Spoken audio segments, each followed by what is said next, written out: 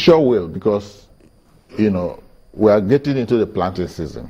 So as you get into the planting season, the food stock depletes. But I believe that we have grains in the strategic silos. 10,000 tons have been released for that to cushion the effect. Will it work? Well, it will have a palliative effect, but I don't know how much grains we have in the strategic reserves. But what drives up, I was talking about what drives up food prices. I've talked about insecurity. You also talk about the exchange rate. Agricultural inputs are still imported, and the exchange rate will affect them.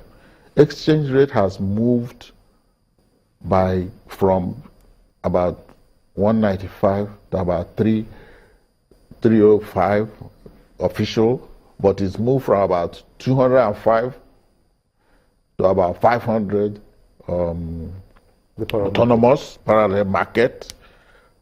And we don't even have sufficient FX now to give to anybody. Go and ask anybody in the FX market, go and ask manufacturers, go and ask even the agricultural people. You can't access FX. So sometimes they are forced to go to the autonomous market to buy FX at 500 naira per dollar. And if you do that and use it to buy agricultural input, you are not going to sell your output at a controlled price. It's not possible. So what then do you see happening in order for farmers to get access to loans, credit facilities at 5% interest rate?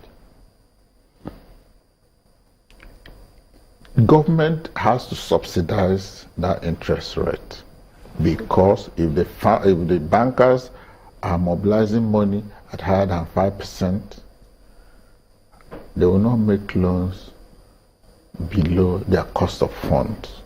Government will have to provide the money from taxpayers and give it to the banks and say, we'll give you this money. Give it to the banks. Yes. Has that ever worked? Because I know I read up give it to farmers at 5%. I add this to your response, because almost all the intervention programs that the CBN has brought and given money to the bank, how many has worked? And that's why they say, look, well, if we may not continuously domicile this money in the banks, because people are complaining that they can't get access to these funds.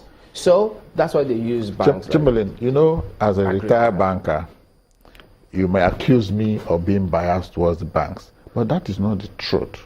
The fault is not that of the banks. The fault is in either the structure or the process. Even if bankers are given money by government to say, on-lend this to so and so and so, when the money comes from CBN, the bank is held responsible for the credit risk. Because CBN gives you the money and says, bank, you know your customer, so you worry about how you give him the money and how you get him to pay back. Meanwhile, the borrower is thinking that, what the hell, this is free government money. You give it to me, why do you want to ask me for collateral? So the bank is in between the central bank and the consumer, and the bank is ultimately made to be the bad boy. But it's not true. But the banks have been the banks are struggling. They've been accused of giving only perhaps the big ones in the society loans, and at the end of the day, these loans are usually not paid back in most cases. But then the ones who are supposed to get these loans, if they don't have big names as such, they don't get as much as they should. There is no discrimination by the banks. Similarly, I assure you, there's no discrimination by the banks. So the banks will play their role. But it is not the banks that will subsidize agricultural production. Okay, what's the correlation between removal of subsidy, oil subsidy, and rise in prices of food items in the market?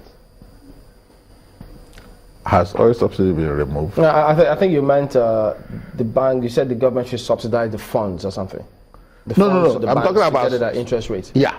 No, the subsidy in oil has been removed actually, but since then there has been a drastic increase in prices of food oils, food products. So I'm wondering, is there a relationship at all, if there is, between the removal of subsidy on petroleum and the rise in prices of food in the market? Okay, first and foremost, I would like to say that I don't think subsidy in petroleum has been removed. Government is still managing petroleum prices. If government wants to remove subsidy, it should completely remove itself from the distribution of petroleum products and let private organizations do it. But let me come to food prices.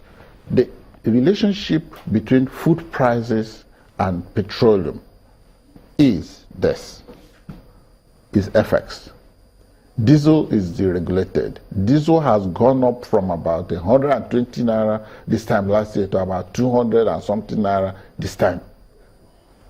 Most agricultural processing companies use diesel to power their machines. There's no power. So power is a problem. Cost of diesel is a problem because it has an FX component. Then even the cost of, okay, let me tell you the one that will shock you. You know, to move grains or agricultural produce from anywhere to where it is needed, you need transportation, right? As you and I are speaking, the cost of imported motor vehicles, including trucks, have increased by over 200%. So if I buy a truck... You don't say. Yes, I'm saying. Go and ask any motor dealer. So if I buy a truck to move tomato from Nasarawa State to Lagos at 200% increase, you don't think it will increase the cost of the tomato when it lands in Lagos? So it's all integrated. And then, of course, the roads are not even good.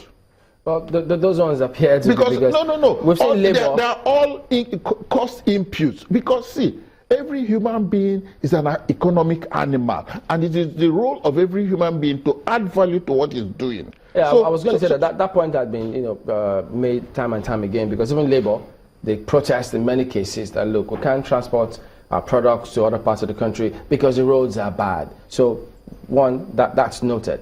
But if you could talk a little more about how you think the federal government needs to ensure or play their own role, and tell us what that role is if farmers need to access credit and a good percentage. Chamberlain, you love this idea of credit, but let me tell you that the farmer's problem is not credit. The farmer's problem is agricultural input. What is the input? 1, improved seedlings. 2, access to farmland. 3, access to good quality fertilizer. At the moment, all those cost money. Yes, they will cost money. But if agric is made viable, then it becomes a business. It doesn't become something that the bank has to be charitable to give money to. It becomes a business that the bank will be happy to say, listen, if you open a poultry and I give you 100 naira today, tomorrow you're going to give me back 120 naira and still have something left for you. Unless agric is a business, you cannot continue to blame the banks for failure in agriculture. It's not the banks, it's the structure of government and government policies. And that's why I'm saying government should go back and have a look at the agricultural transformation agenda.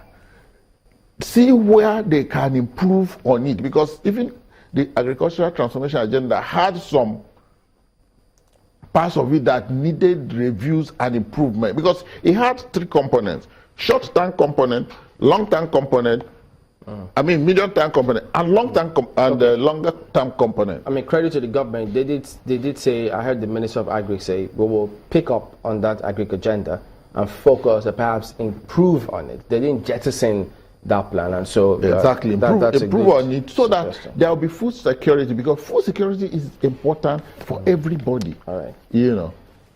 All right, then Mr. Anogwi Anyanwu, of course you heard him, he's in the financial world. We appreciate your coming on this morning. We'll be back in a moment. It's not over yet. Don't go away.